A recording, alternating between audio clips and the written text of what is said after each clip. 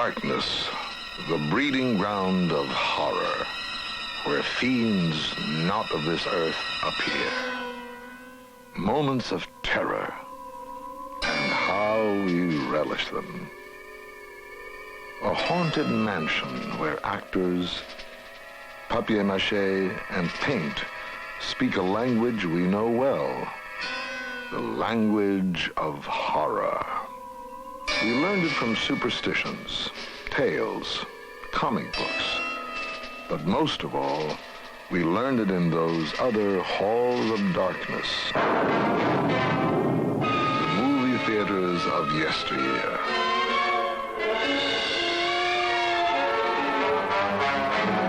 Desperate heroes, beautiful heroines, villains, monsters. Always they were there to provide us with our beloved moments of terror.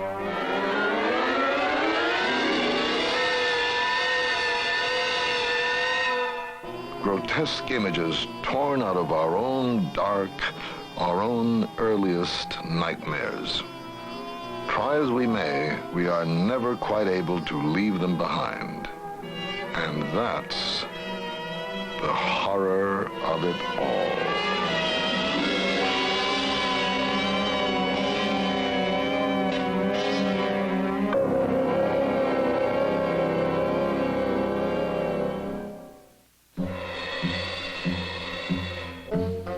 It seems we are forever drawn toward what we fear.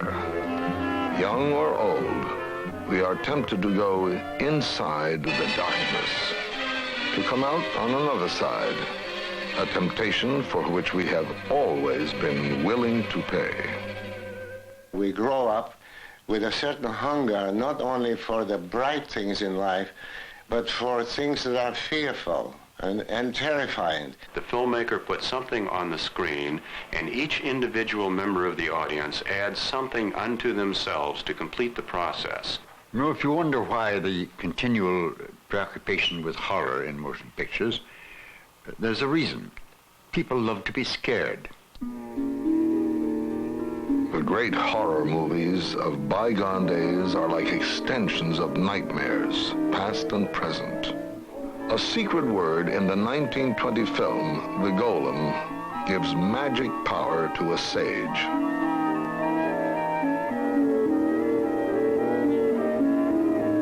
So taken was Paul Wegener with the legend of an inanimate figure who becomes a champion against oppression that he 3 times turned it into film.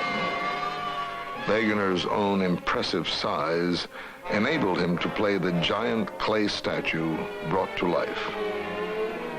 The Golem set a pattern, defying the laws of God and man, even with good intentions, inevitably led to disaster. We learned, too, that beautiful women would never be safe with monsters. Also, in horror films, leading men are invariably ineffectual against monsters. In The Cabinet of Dr. Caligari, also produced in Germany in 1920, horror took on a uniquely subjective cast. A sinister figure, Caligari reveals his strange powers over a sleepwalker.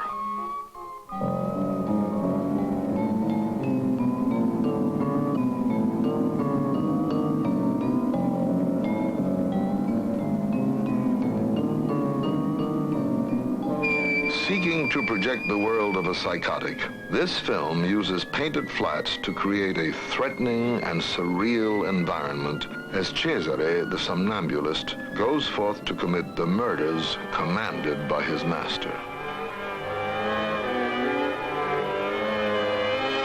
This scene was so unsettling that it helped make The Cabinet of Dr. Caligari one of the most discussed films of the 20s.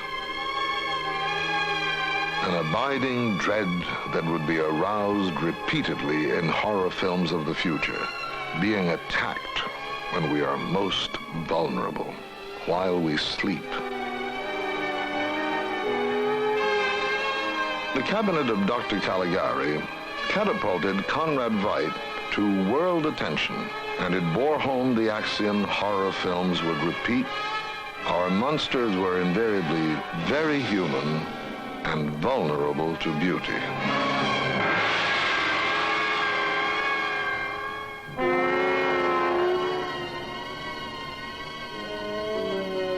One of horror's most reliable staples, guaranteed to produce dread in any audience, the story of the vampire.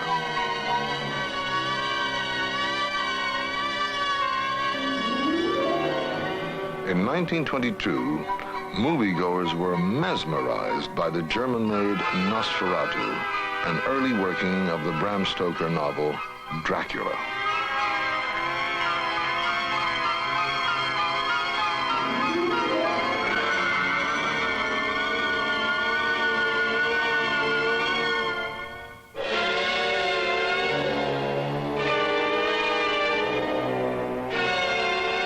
This was no simple creature made from clay, no sleeping figure locked in a trance. This was the undead, a monster who retreated by day to his coffin, but who roamed by night to feed on human blood.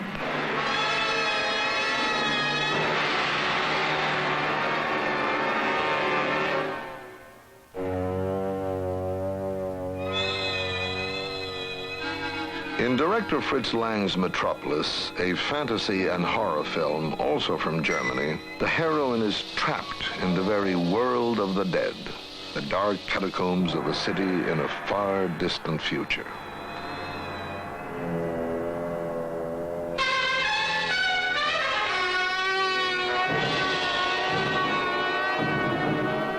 As always, the heroine's cries bring no rescue.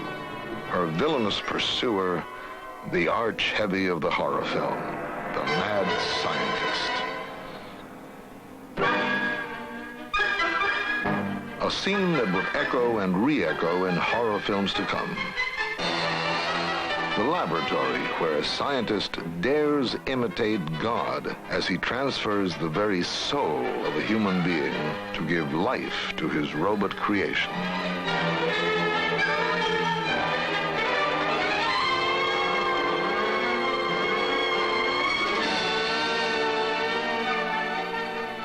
European horror films emphasized the supernatural. But in the United States, horror had a more realistic base. In 1920, a prohibition-conscious audience readily accepted that in Dr. Jekyll and Mr. Hyde, even a single drink could lead to terrible consequences. John Barrymore's performance made that possibility chillingly believable.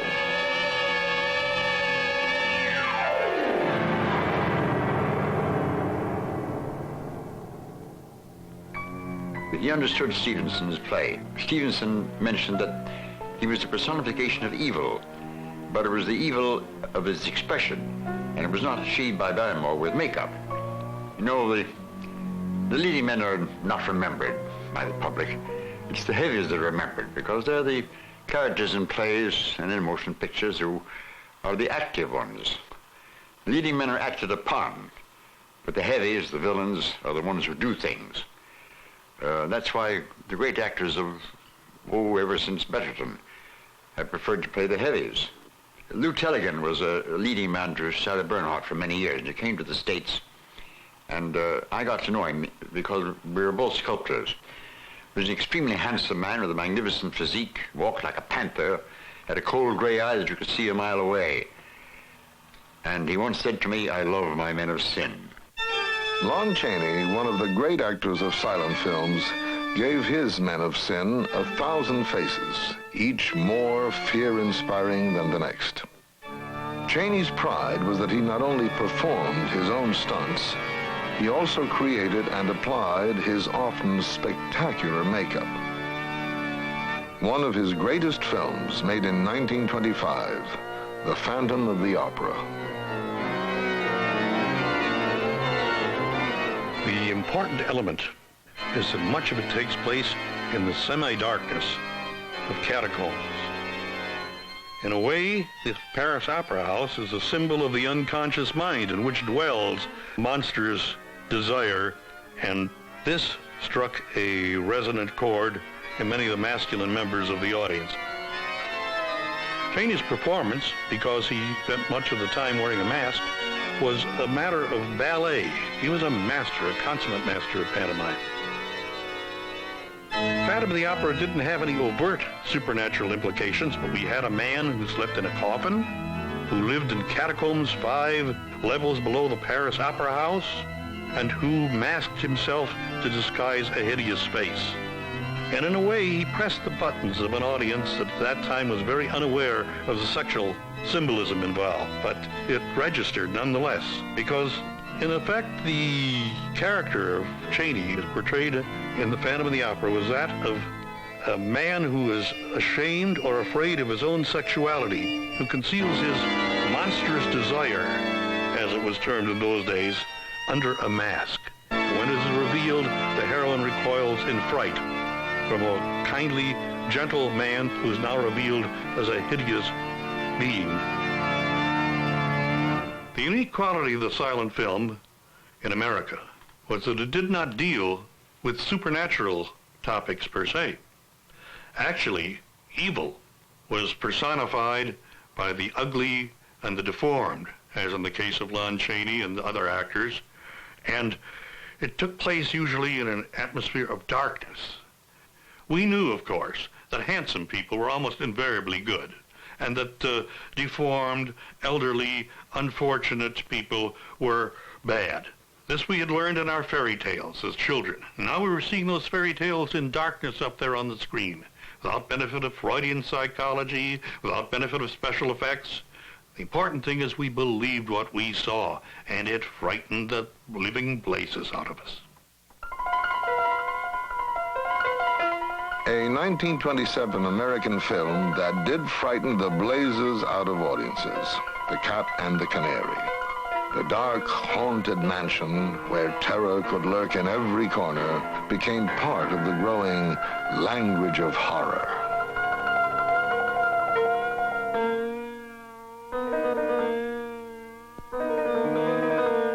It was where anything could happen, and often did.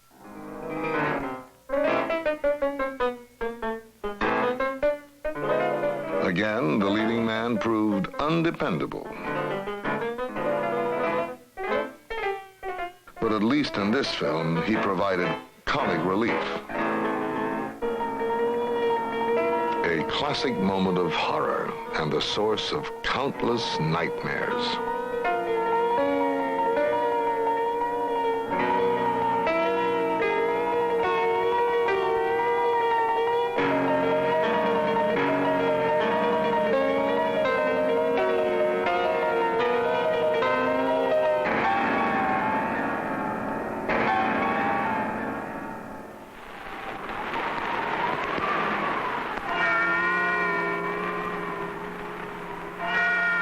In 1931, Svengali, starring John Barrymore, was released. Sound had arrived, increasing immeasurably the ways films could influence the emotions of audiences.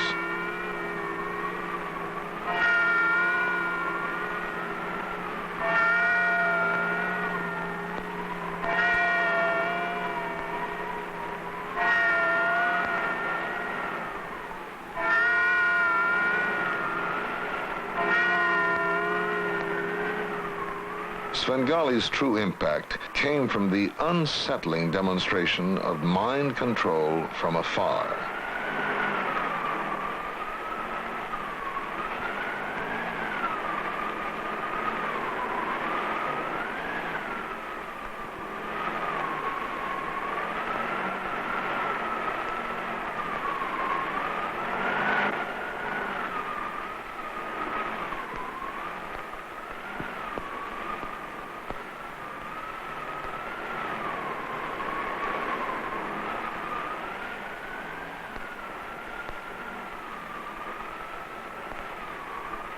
Here was no mad scientist intent on creating life.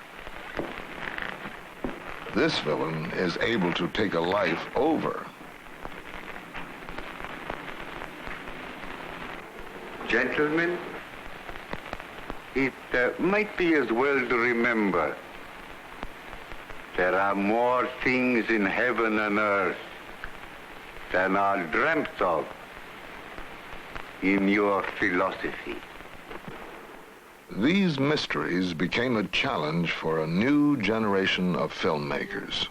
Mr. Zucker, the head of Paramount, called me up and asked me if I would like to do a film of the famous Stevenson story, Dr. Jekyll and Mr. Hyde. I saw the story as a conflict between, not between good and evil as it used to be done before, where Jekyll becomes an evil person, a monster. But I saw the story more as a conflict between the high aspiration of every human being and his lower, baser instincts. And that the whole idea was to have a young man, very handsome, whose whole intention is to free himself from all the evil impulses, all the animal impulses, really, not evil, animal. And the idea with Frederick March was that when he becomes Hyde, he does not become a monster, but he becomes our common ancestor, the Neanderthal man. And Frederick March gave a beautiful performance and wound up by winning the Academy Award.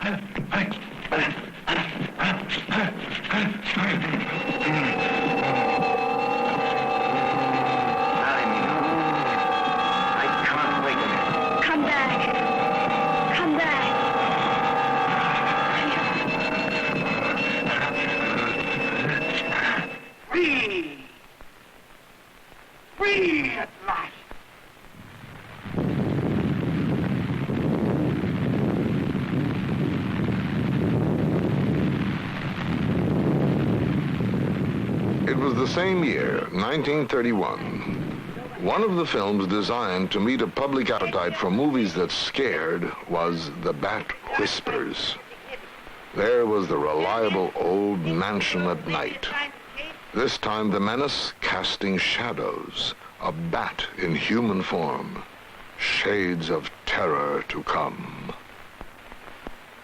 Outside, the reliable thunderstorm.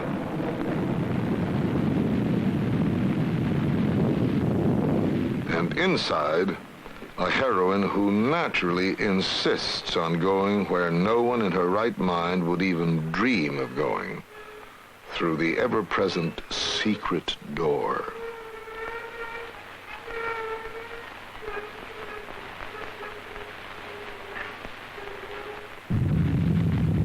One essential sound of the horror film, the scream of the terrorized heroine, was yet to be heard.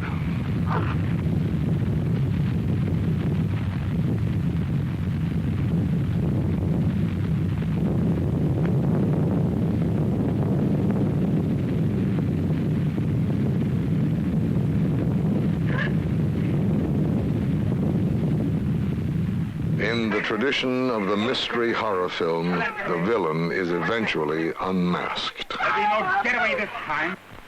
You think you've got me, eh? Well, let me tell you this. There never was a jail built strong enough to hold the bat. And after I've paid my respects to your cheap lockup, I shall return at night. The bat always flies at night. And always in a straight line. The Bat, enacted by Chester Morris, never did manage to return. But in the same year, another kind of bat descended on the movie-going public with the release of Dracula. Bats, wolves, and vampires became honorary members in horrordom's Hall of Fame, as did Dracula's star, Bela Lugosi. After this one production, the supernatural would become an enduring element of the American horror film. Also in 1931, another movie was destined to become a classic, creating a new horror star, Boris Karloff. The film was Frankenstein, based on the early 19th century novel by Mary Shelley. Yet again, a scientist dares attempt to create a life. The result? A monster who would eventually turn on his creator. Never before, and perhaps never again, would the elements for producing terror in an audience seem so perfectly fused.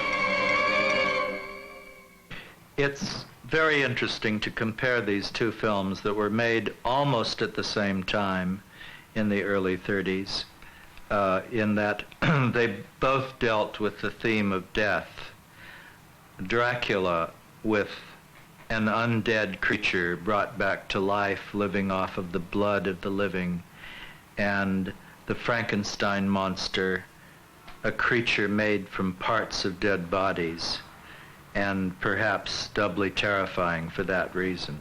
When I was much younger, I knew the late James Whale, and he told me a fascinating anecdote about the first sneak preview of Frankenstein, which was held in Santa Barbara. While he was sleeping in the middle of the night, he was awakened with a phone call, and a voice came on the line saying, "Are you the director of that film that was previewed tonight?" And he said, "Yes."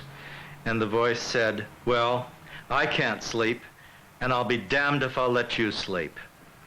And James found this story to be very amusing. And it was a characteristic of his horror films particularly, that they were always very much leavened with humor, because he felt, and I think rightly so, from a dramatic point of view and from the audience point of view, that it was very important to relieve the tension that was built in a horror film with humor along the way. There was humor in White Zombie, a blend of horror and gothic romance made in 1932. Not all of it intentional. However, in this film, another method used to build tension was an especially effective music track. What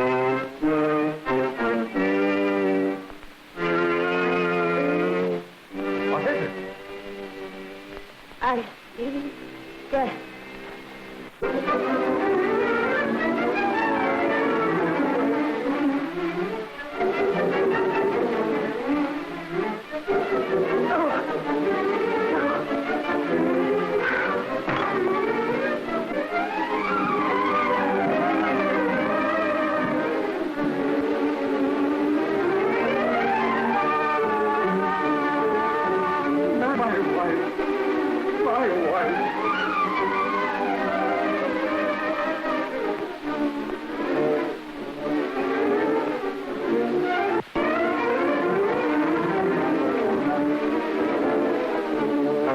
Produced 1 year after Dracula, White Zombie clearly showed the influence of the earlier film. Once again, Bela Lugosi played the arch-villain, the harbinger of doom.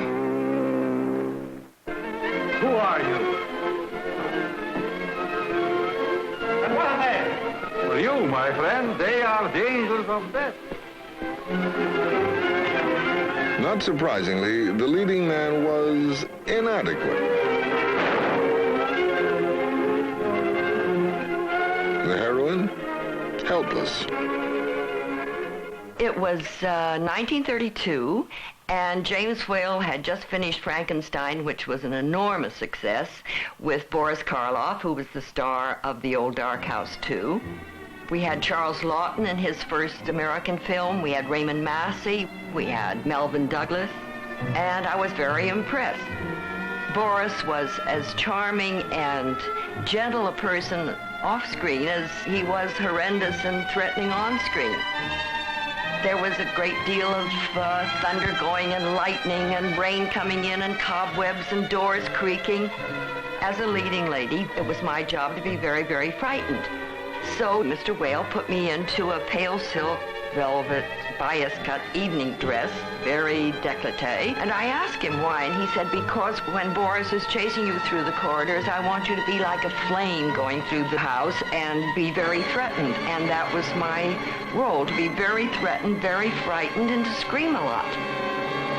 You know, actually, I think that putting me in pale pink silk velvet added to the feeling of fragility and helplessness that actresses needed in horror films, because if the beautiful young actress or lady is not threatened, there's no horror. The horror film playing at the neighborhood movie house became like a visit of dearly valued old friends. How audiences loved those actors they had learned to hate. High on their special enemy list was Lionel Atwill.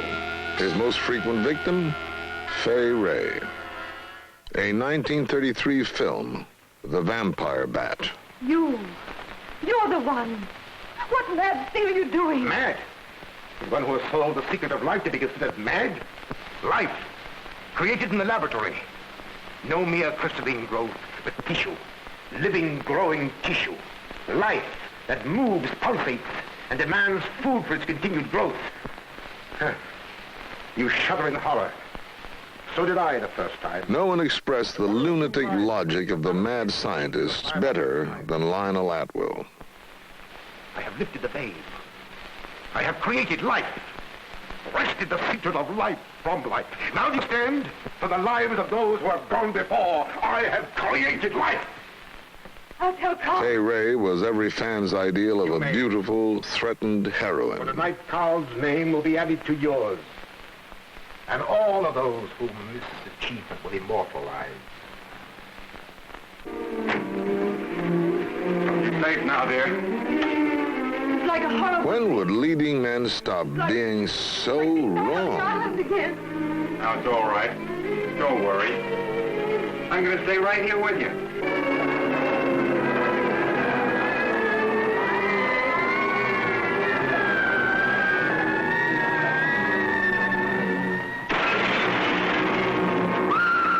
Surely Fay Wray never had better reason to utter her famous scream than in the classic horror film of 1933, King Kong.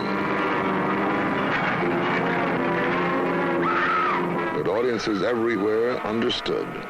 Love was what the monster gorilla really felt for the beauteous Fay.